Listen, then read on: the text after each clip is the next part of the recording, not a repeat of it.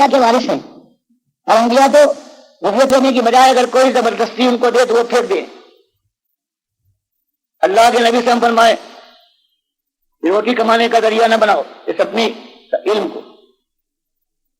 امام حنیفہ انہی قرآن و حدیث کی روشنی میں فتویٰ دیں، ہدایہ میں جو آیا ہے وہ کتاب جو ہر مدرسے میں پائی جاتی ہے کہ یہ جو اذان دیتا ہے اگر اس کی یہ تنخواہ لیتا ہے تو حرام کھاتا ہے۔ یہ امام اگر امامت کرنے کے بعد اس کی تنخواہ لیتا ہے تو وہ حرام خور ہے۔ مدرسے میں قرآن کی تعلیم دینے والے، حدیث پڑھانے والے اور فقہ کے مدرسین اگر تنخواہ لے تو وہ حرام خور ہے۔ تو حال یہی تو ہوا ہے کہ امام علی حنیفہ کا یہ فتویٰ قرآن و حدیث کی روشنی میں، اور آج یہ اپنے کو حنفی کہتے ہیں اور بڑھ چڑھ کر یہ اسی دنیا کے لیے ہر طرح کے تنخواہیں بھی ہیں، نذرانے بھی ہیں، فریب کاری کے ساتھ، جیسے اللہ نے فرمایا کہ یہود و نصارہ کی بات صرف نہیں ہے بلکہ تمہارے بھی عالم ایسے آئیں گے ان کثیرا من الاحبار والرهبان لیاکلون اموال الناس بالباطل ویصدون عن سبیل اللہ۔ تمہارا مال بھی تعویذ اور گندوں سے نظر نیاز غیر اللہ کی کر کے شرک میں مبتلا کر کے تمہارا مال کھائیں گے، اور اس کے ساتھ ساتھ ظالم یہ نہیں کریں گے کہ تم کو اللہ کے راستے سے روکیں۔ تو آج سب سے بڑا جو فتنہ ہے، یہ جو دین بیچا جا رہا ہے ان عالموں نے اور ان محدثین اور شیخ القرآن والوں نے جو دنیا کو کمانے کے لیے یہ دھندا رچایا ہے، اس کے بعد پھر ان کی زبان سے کیسے نکل سکتا ہے کہ حقیقت یہ ہے؟ جب جانتے جو پیسہ دے رہا ہے یہ گیارہویں کرنے والا، غیر اللہ کو پکارنے والا، اور یہ شرک اور کفر کا پر جمع ہوا ہے، اب اگر اس کے سامنے یہ بات لائیں گے تو اس کی جیبیں بند ہو جائیں گی اور مٹھیوں کے خالی ہو کر ان کی جیبوں میں کچھ نہیں پہنچے گا۔ سب سے زیادہ ان کو، کیونکہ اب ان کے لیے ایمان اور بے ایمانی کا معاملہ جو علماء ہیں یہ نہیں رہا، خالی دنیا کا رہ گیا ہے۔ اب ہم لوگ جہاں ان کے عقائد کو قرآن و حدیث اور ان کے طریقے کو قرآن و حدیث کے ذریعے سے بتاتے ہیں کہ اس کے خلاف ہے، وہاں جب ہم یہ بتاتے ہیں یہ جو کمائی کر رہے ہیں دین کی یہ حرام ہے تو پھر آگ لگ جاتی ہے، اور یہ وہ چیز ہے یہ سمجھتے ہیں کہ اس کو اور کسی ذریعے سے روکا نہیں جا سکتا جب تک کہ ان لوگوں کو جو آج یہ آواز اٹھا رہے یا تو ایسا ڈرا دیا جائے کہ یہ خاموش ہو جائے، یا ان کے بڑے کو قتل کر دیا جائے، تب روک چھا جائے گا اور ہماری اس کمائی کے اندر کوئی مداخلت نہ کر سکے۔ یہ مسئلہ ہے، سب سے بڑی مخالفت ہو رہی ہے، وہ یہ اصلی مسئلہ ہے جس کے اوپر جو علماء ہیں وہ طرح سے لے کر اور کراچی تک۔ ڈاکٹر صاحب، ایک فرقہ بندی کے حق میں یہ ایک حدیث کو پیش کرتے ہیں، اس کا سہارا لیتے ہیں کہ حضور کی یہ پیش گوئی ہے، پیشن گوئی ہے کہ 72 ہوں گے، اس بارے میں یہ اعتراض ترمذی میں بھی آئی ہے، حسن صحیح کہا انہوں نے، موطا بھی یہ بنو اسرائیل 72 فرقوں میں بٹ گئے تھے، میری امت 73 فرقوں میں بٹ گئی۔ یا اس کے معنی یہ بھی ہو سکتے ہیں کہ 73 کا لفظ بالکل صحیح آپ نے کہا، یا ضابطے کے لیے حادثے تھے۔ دال وہ عالم آپ دیکھ رہے ہیں کتنے آج فرقے ہیں، تھوڑے تھوڑے فرق سے جو امت کے لوگ کہلاتے ہیں، کثیر ان کی تعداد ہے، اب وہ 72 ہوں، لیکن اس میں ایک بات کہی گئی ہے، صحابہ نے یہ پوچھا کہ ناجی و نجات والا فرقہ کون ہے؟ تو آپ نے فرمایا مان علیہ واصحابی، وہ طریقہ اللہ کی بندگی کا اس کے اوپر میں ہوں اور میرے صحابہ ہیں۔ تو آج ہمارا یہی اللہ سے مطالبہ کیا، اللہ سے ہماری دعا ہے کہ ہم کو وہی فرقہ بنا دے، اور ہم اپنے یقین کے ساتھ یہ کہتے ہیں کہ ہم وہی فرقہ ہیں، چاہے تم اس کو فرقہ کہو، لیکن درست ہم وہ جماعت اور وہ گروہ ہیں جس کے لیے اللہ کے نبی صلی اللہ علیہ وسلم نے فرمایا تھا کہ ایک ہی جنتی ہوگا، اور ہمارے اتنے دشمن ہیں، لیکن آج تک کسی نے یہ آپ بات نہیں اٹھائی کہ دیکھو تمہارے اندر قرآن و حدیث کے لحاظ سے یہ خرابی ہے جو وزنی بات ہوتی ہے۔ یہ اور بات ہے، انہوں نے کہا تم نبی صلی اللہ علیہ وسلم کو نور کا نہیں مانتے، اللہ کا نہیں مانتے، کہ نور کا ہے، تو وہ ایسی بات تھی وہ دیوانوں کی طرح سے، لیکن کوئی ایسی بات جس کے اندر کوئی وزن ہو وہ کوئی پیش نہ کر سکا ہے کہ قرآن و حدیث کی اس معاملے میں تم گریز کرتے ہو اور تم دوسرا راستہ کیا یہ حضور کی خبردار کرنے کے لیے نہیں تھا کہ تم جہالت میں مبتلا نہ ہونا؟ بالکل یہی ہے، مطلب یہی ہوتا ہے کہ بس یہ نہیں ہے کہ اللہ کے نبی صلی اللہ علیہ وسلم نے فرمایا کہ 72-73 فرقے ہو جائیں گے، تو یہ گویا آپ نے بتایا تھا تو اب غم نہ کرو، اگر ایسا موقع آ جائے تو حدیث میں آیا ہے، یہ معنی نہیں تھے، بلکہ معنی ہمیشہ ایسی باتوں میں یہ تھے کہ اس طرح سے جیسے آتا ہے ایک زمانہ ایسا آ جائے گا جیسے یہود نصارہ تھے، اور تم ان کے شبرن شبر وزران بزرا، برائیوں میں ان کی ایسی پیروی کرو گے کہ بارش پر بارش اور ہاتھ پر ہاتھ، یہاں تک کوئی اگر گوہ کے دل میں داخل ہوا ہوگا تو تم میں ایسے لوگ بھی ہوں گے جو ان کی پیروی کریں اور ان کی ریس کریں، یہاں تک کہ اگر کسی نے اعلانیہ اپنی ماں کے ساتھ برا کام کیا ہوگا تم میں بھی ایسے لوگ پیدا ہوگا۔ تو آپ اسی بات کو دیکھو، یہ زمانہ نہ آنا چاہیے جہاں بھی وہی بات کہی، یہ قرآن و حدیث کا ایک ہی راستہ ہے، کانا ناس امت واحدہ، سارے تفرقے جو الگ سے آتے ہیں صرف قرآن و سنت سے چمٹ جاؤ۔ اور ایک زمانہ آپ نے بتایا کہ جو لوگ یہ قرآن حدیث رحمۃ اللہ کے ماننے والے ہوں گے وہی لوگ ہیں کہ جو نجات والے لوگ ہیں، تو اب ان کی روش اختیار کرنا اور ان کا ساتھ نہ دینا۔ یہ اس کا یہ مطلب نہیں ہے کہ یہ کہہ دیا گیا ہو کہ 73 فرقے تو میرے سب نے بتا دیے بن گئے تو یہ تو حقیقت ہے، کوئی غم نہ کرو، بلکہ بتایا جائے گا کہ اس سے بچنے کی کوشش۔ ڈاکٹر صاحب، یہ جو انتشار فرقہ بندی سے پیدا ہوا ہے یا جس طرح جن وجوہات سے ہوا ہے، اس میں بیرونی عناصر کا زیادہ وہ اثر انداز ہوئے یا اپنے جو اندرونی ہے مسلمانوں میں سے جو عناصر ہے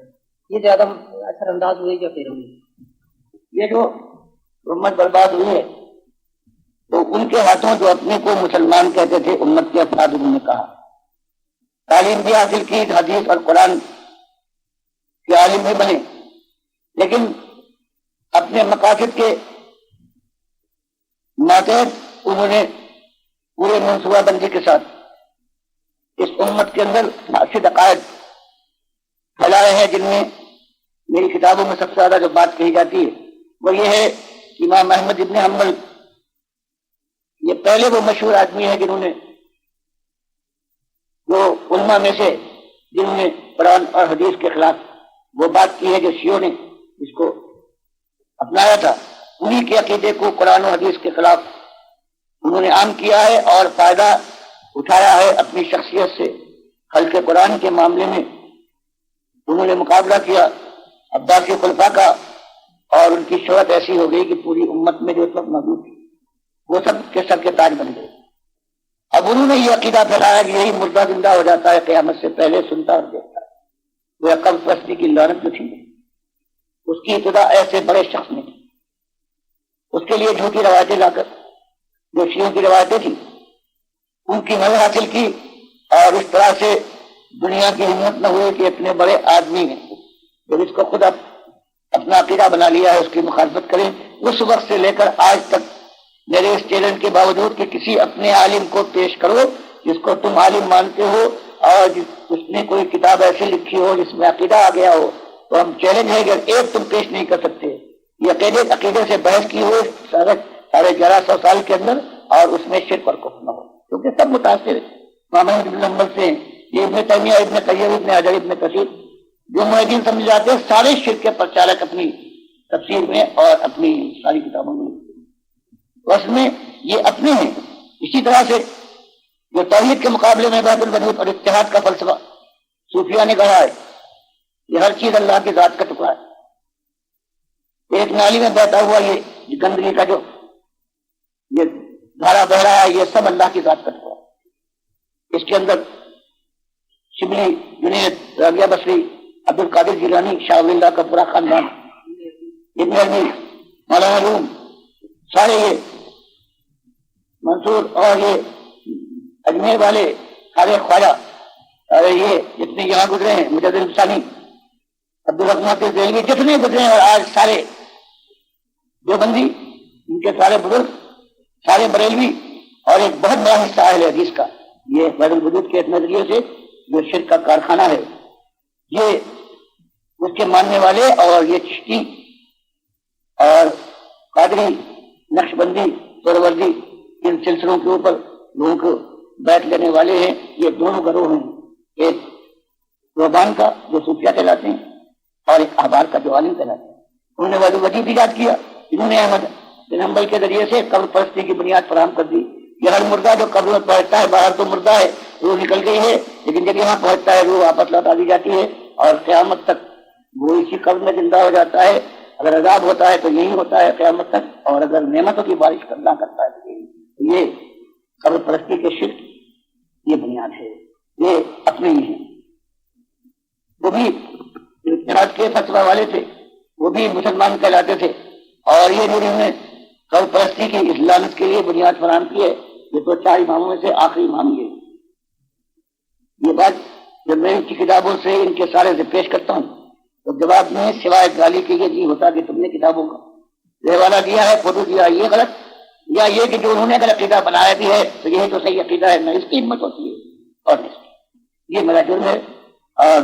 مجھے اس جرم پر اللہ کی بارگاہ میں شکر ادا کرنے کے موقع حاصل ہوتے ہیں, اور اللہ سے میں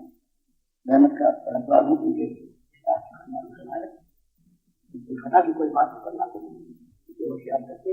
آگاہ کر کے. صاحب آپ نے فرمایا کہ بیرونی سازش کے مقابلے میں اپنے جنہوں نے جو زیادہ اثر انداز ہوئے, اس سلسلے میں ان کے کلا کاموں کے بارے میں کوئی آپ قرآن اور حدیث کی ایک ہی بات ہے کہ ساری برائیوں کا چشمہ ہے کہ اللہ کے بندوں سے جب اس کے مالک کا رشتہ ٹوٹ جاتا ہے تب ساری خرابیاں جنم لیتی ہیں, اور اس رشتے کو اگر صحیح طریقے پر جوڑ دیا جائے بندگی کے رشتے تو اس کے بعد پھر مراحل طے ہوتے ہیں آہستہ آہستہ, اور آخر کار خیر کی بارش ہوتی ہے اور دنیا میں بھی اللہ کی رحمتیں برستی ہیں. وہی طریقہ ہے, سارے انبیاء نے یہی کیا ہے. قرآن بیان فرماتا ہے کہ جو کسی قوم میں اللہ کی طرف سے آتا ہے پہلی بات یہی کہتا ہے یا قومی عبدوا اللہ ما لکم من الہ غیرہ. ایمان کے اوپر, توحید کے اوپر, شرک رب کے اوپر بس درجہ بدرجہ بڑھتے جاتے ہیں, مخالفتیں ہوتی ہیں, بات صاف ہوتی ہے, پھر ہجرت کرتے ہیں اللہ کے بندے, اور پھر فولاد کے ذریعے سے یا اللہ تعالیٰ یہ کرتا ہے, خود ان کا حامی و ناصر ہو جاتا ہے, ان کو بچا لیتا ہے, اور باقی ان کے مخالفوں پر کوئی عذاب بھیج کر کبھی پانی کا عذاب, کبھی ہوا کا عذاب, کبھی اور کسی کا عذاب بھیج کے بتا دیتا ہے. یہ طریقہ ہے ہمارے کہ اللہ کے نبی صلی اللہ علیہ وسلم کے بعد اب یہی سنت ہے کہ صحیح جو حقائق ہیں ایمان کے, توحید اور سنت کے, آخرت طلبی کے, یہ ہم لوگوں کے سامنے قرآن و حدیث کے ذریعے سے پیش کرے. جو غلط خیالات, جو مشرکانہ معاملات ہیں ان کی نشاندہی کرے, اور جن کے اوپر اعتماد ہے کہ یہ حضرت علامہ ہیں اور یہ امام ہیں, یہ ان کا عقیدہ انہوں نے عام کیا ہے, تو ان کی بات کو بھی قرآن و حدیث سے ہم ثابت کریں. یہ تمہارے نگاہ میں یہ تمہارے امام ہوں, لیکن اللہ اور رسول کی کتاب, اللہ کے رسول صلی اللہ علیہ وسلم کی جو حدیثیں ہیں ان کے مقابلے میں یہ طاغوت ہیں اللہ کے دشمن. اور اگر ان سے کفر نہ کرو گے, تمہارا ایمان لا الہ الا اللہ کو پکارتے رہو. اللہ تو فرماتا ہے من یکفر بالطاغوت ویؤمن باللہ فقد استمسک بالعروۃ الوثقی لا انفصام لها. بڑا ایمان اس وقت معتبر ہوگا جو اللہ کے علاوہ جن کا دین چل رہا ہے, دنیا پریشتا ہے ان پر, ان طاغوتوں کی نشاندہی کرو, ان کا کفر کرو, ان کی بات کو مٹانے کے لیے سب حق کی بازی لگا دو, تب تمہارا ایمان ہے, تب تم نے صحیح معنوں میں مضبوط حلقہ پکڑا ہے کہ کبھی وہ تمہارے ہاتھ سے نہ چھوٹے گا, اور اس کی رہنمائی میں اللہ کی بارگاہ میں پہنچنے کے بعد ہمیشہ کے لیے شاد اور فرحت جنت کی بادشاہی کے مالک بنا دیں. ڈاکٹر صاحب آپ مسلمانوں کی اجتماعی نظام زندگی کے لیے کوئی خاکہ آپ کے ذہن میں ہوگا, اور یا آپ سیاسی معاشرے کی چیزوں کو الگ الگ منظم کرنے کے قائل ہیں, کیا قرآن میں کوئی اجتماعی حل ہے؟ قرآن کی جو آخری صورت ہوتی ہے سورہ توبہ, اس کے بعد صرف ایک صورت نصر ہوتی ہے یہ خبر دینے کے لیے کہ کار نبوت تمام ہو گیا اللہ کے فضل سے, اب اللہ کے پاس پہنچنے کے لیے تیار. تو جو آخری صورت ہوتا ہے توبہ, اس کے اندر مالک نے بیان کر دیا ہے کہ ایمانی سیاست یہ ہے کہ اللہ کے بندو تم اللہ کے دین کو سارے ادیان باطلہ پر غالب کرتا, کیونکہ اللہ نے یہ فیصلہ کر دیا ہے وَقَضَىٰ رَبُّكَ أَلَّا تَعْبُدُوا إِلَّا إِيَّاهُ کہ تمہاری زندگی کے ہر شعبے پر صرف اللہ کا حکم چلے گا. تو یہ سیاست جس کو یہ مانتے ہیں جھوٹ والی نہیں, بلکہ قرآن کی سیاست. اللہ نے جو حکم دیا ہے کہ ایمان لاؤ, اپنے عمل سے ثابت کرو کہ تم ایمان کے اقرار کے اندر سچے ہو, پھر اس ایمان کو تم نے اپنی زندگی کا سہارا بنایا ہے, اسی ایمان کو کھول کر دنیا والوں کے سامنے پیش کرو, پھر قیامتیں آ جائیں گی, طوفان امڑیں گے اور آندھیاں چلے گی مخالفت کی, جمے رہو, ہجرت کے مقام آواز دے تو لات مارو ایمان کے لیے, اپنی تجارت پر, اپنے گھر بار, اپنی ماضی کی یادوں کو اپنے ہاتھوں سے ان کا گلا گھونٹ دو, ہجرت کرنے کے بعد پھر اب سستانے کا موقع نہیں ہے، اس کے بعد پھر نظم کے ساتھ پھر فولاد کو ہاتھ میں لو، وانزل الحدید فی باس شدید، یہ تو ہم نے رسولوں کو دیا کہ پہلے ہر سے اتمام حجت کر لو، جب نہیں مانتے ہیں تو فولاد کو ہاتھ میں لو، اس کی چوٹ سے وہ باتیں سمجھ میں آ جاتی ہیں اور انسان ماننے لگتا ہے جو زبان کی کروٹوں سے سمجھ میں نہیں آتی۔ تو ہمارے سامنے یہی ہے، اللہ کے نبی صلی اللہ علیہ وسلم نے یہی کیا، دعوت اٹھی ہے سب کے ساتھ، یہاں تک بڑھتے بڑھتے ہجرت کے مقام آئے، اور اس کے بعد پھر بدر و احد پار ہونے میں خندق کا معاملہ آیا ہے۔ اسی طرح سے اس کام کے اندر بھی صحیح معنوں میں ایمان آئے گا، اللہ کی رحمت برسے گی اور اس قوم کو بانٹا جائے گا۔ امید یہ ہے کہ اس میں بہت سے ایسے لوگ ہیں جو آج بھٹکے ہوئے ہیں، وہ ایمان کے راستے پر آ جائیں گے، اور آخر کار جو لوگ رہ جائیں گے ان کی اکثریت مشتمل ہوگی شیعوں پر یا قادیان، اور ان سے جنگ ہوگی۔ اور اللہ تعالیٰ کا جو وعدہ ہے کہ ہم قیامت نہیں آئے گی جب تک وہ دور یہ زمین نہ دیکھ لے کہ اس کی پیٹھ پر جتنے ہوں گے وہ سب مومن ہیں۔ پھر 7 سال ایسے گزریں گے کہ دو مومنوں میں کوئی اختلاف نہیں ہوگا، پھر اس کے بعد شیطان کا وار کارگر ہوگا، اور یہ دنیا ہے اس کے اندر جو مومن ہیں ان کی اولادوں میں سے کافر مشرک بننے لگیں گے، پھر ایک ہوا چلے گی، جو مومن باقی رہے وہ ان کو چھوڑے گی، وہ مر جائیں گے، باقی جو کافر مشرک ہو چکے ہیں ان کو اللہ بے حساب دنیا دے گا، اور یہ گدھوں کی طرح سے سرمستی میں ایک دوسرے پر پل پڑیں گے، اور اس طرح سے عیش وارے ہوں گے کہ قیامت کا درجہ آ جائے گا، سورج میں دھوپ مارتی جائے گی، نظام کائنات چل رہا ہے۔ یہ اللہ کے رسول صحیح بخاری یہی طریقہ ہے، اس کے علاوہ کوئی طریقہ نہیں۔ سوال ہے، آپ فرمائیں گے کہ یہ جواب جو آپ نے یاد فرمائی ہے یہ کافی ہے، اس کے لیے عملی صورت میں رابطہ فکر کافی ہے یا انقلابی منصوبہ بندی بھی آپ کے پیش میں؟ اس طرح سے تکلیف میں اللہ سے ہر مرحلے کے اوپر یہ امید ہے کہ وہ انقلابی چیز ہے، اللہ تعالیٰ رہنمائی کرے گا، اور وہ بالکل منصوبہ بندی کے ساتھ پوری ہوشیاری کے ساتھ جہاں تک ہمیں سمجھ دی گئی ہے یا اللہ تعالیٰ ہماری رہنمائی کرے گا۔ یہ صرف ایک بات نہیں ہے کہ ہم یہ کرتے رہیں، ہر مرحلے پر ہمیں سوچنا ہے، ہر وہ قدم اٹھانا ہے جو اللہ کی کتاب اور اللہ کے نبی صلی اللہ علیہ وسلم کی سنت سے ہمارے لیے آئے کہ یہ وقت کام کا ہے، پوری ہوشیاری کے ساتھ۔ سب سے مشکل کام یہ اللہ کے نبی صلی اللہ علیہ وسلم نے بتایا ہے کہ سب سے مشکل یہ کام ہے، اس میں اپنی بے راضی کے باوجود اللہ سے ہر وقت یہ درخواست ہے کہ ہر مرحلے پر ہماری رہنمائی فرمائے، ہم کو صحیح معنوں میں صحیح منصوبہ بندی کرنے کی توفیق عطا فرمائے۔ ان جو 4 مرحلے ہیں وہ تو صرف قرآن کے لیے ہے کہ ایمان لاؤ، عمل صالح کرو، اللہ کی دعوت پہنچاؤ، اور اس راستے میں تکلیفیں مصیبتیں جو آتی ہیں سب کرو، یہ تو مجمل چیز تھی، لیکن اس میں ہر ایک کے لیے منصوبہ بندی بھی ہے، نظم بھی ہے، اور خلوص کے ساتھ ذکر کرنا۔ ڈاکٹر صاحب، جماعت اسلامی اور ڈاکٹر اسرار صاحب کی تنظیم اسلامی اور آپ کی تحریک میں پڑھا لکھا عام آدمی کیسے فیس ہے؟ میں اگر کچھ بھی کسی کو یہ دین کے کچھ معاملات سے کچھ شناسائی ہے تو وہ میری کتاب پڑھے کہ شاہ ولی اللہ انہوں نے اتنا شرک پھیلایا ہے، ڈاکٹر اسرار صاحب کی کسی محفل میں حاضر ہو جائے تو وہ کہیں کہ یہی صحیح معنوں میں اصلی ایماندار ہے، کسی کو اصل بنا کر ہم کوشش کریں گے تو اسلام کی سرفرازی ہوگی۔ زمین آسمان کا فرق ایک بات ہے، دیوبندیوں میں جن کو سب سے آگے وہ کر رہے ہیں، یہ محبوب حسن صاحب جو پہلے دیوبند کے جو متعلم ہیں اور جو ڈاکٹر صاحب کہتے ہیں یہی صحیح معنوں میں علمبردار ہے دین کے، وہ جو 3 پارے لکھ پائے ہیں اپنی تفسیر میں اصل مانتا کہلاتے ہیں، ایاک نعبد و ایاک نستعین، اس کو شرک سے بدل ڈالا ہے۔ ترجمہ ٹھیک کرتے ہیں کہ تیری ہم بندگی کرتے ہیں صرف تیری اور تجھ سے مدد چاہتے، اور پھر کی تشریح کا حاشیہ دیا۔ یہ بات بالکل صحیح ہے، لیکن اگر کوئی شخص اللہ کے کسی برگزیدہ بندے کو خالص رحمت الہی کا واسطہ سمجھ کر غیر مستقل جان کر ظاہری استعارت اس سے بھی کر لے تو یہ بھی جائز ہے، یعنی یا علی مدد اور یا رسول مدد کا ظاہری استعارت باطنی استعارت اس چکر کو دینے کے بعد اس توحید کو شرک بدل اس کو یہ کہتے ہیں یہ پائنیئر ہے، یہ علم بردار ہے ایمان کا، یہ فرق ہے زمین اور آسمان کا۔ دین کی سمجھ میں میرے اور ڈاکٹر شاہ جماعت اسلامی کہ میں نے دیکھا ہے مولانا مودودی صاحب کی ان کا عقیدہ کیا ہے، وہ آتی جاتی رہتی ہے. یہ ان کے پیدائش کے لیے بایوگرافی میں لکھا ہے کہ ایک صاحب آنے کے بعد انہوں نے میرے باپ کو حیدرآباد میں بتایا کہ اس سال جہاں تمہاری اولاد ہونے والی ہے اور اس کا یہ نام رکھنا، اور اس طرح سے کچھ چیزیں میں نے بتائی ہیں. اور ان کے ذہن میں یہ نہیں ہے. اب وہ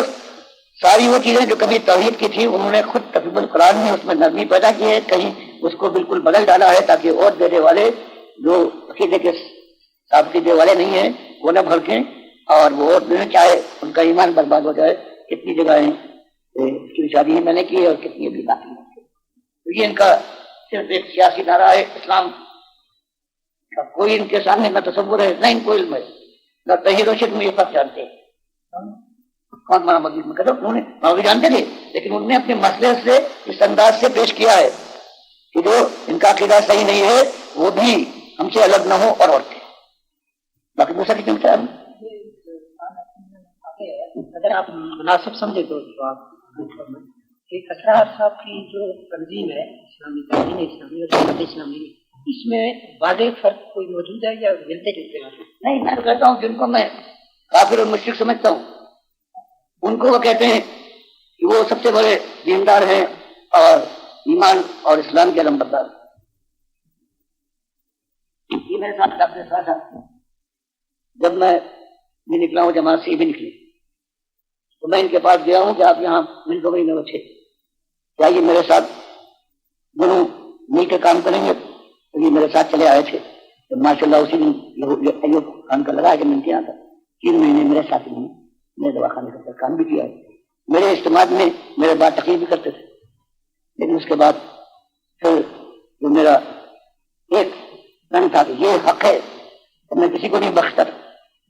یہ اس پر ناراض ہوتے تھے. ہاں آپ چاہتے تھے اور آپ بھی وہی بات کر رہے ہیں تو میں اس کا قائم مسئلہ ہوگا. ایک سوال ہے کہ مولانا مودودی مرحوم سے آپ کی آخری ملاقات کب ہوئی؟ کیا انہیں احساس ہو گیا؟ ویسے پڑھ دیتا ہوں اگر ضروری سمجھے. کیا انہیں احساس ہو گیا تھا کہ ان کی تشکیل کردہ تنظیم ان کی توقعات کے مطابق پوری نہیں کر سکتی؟ یہ میں نے جب ان سے میں الگ ہوں تو مجبوراً ایک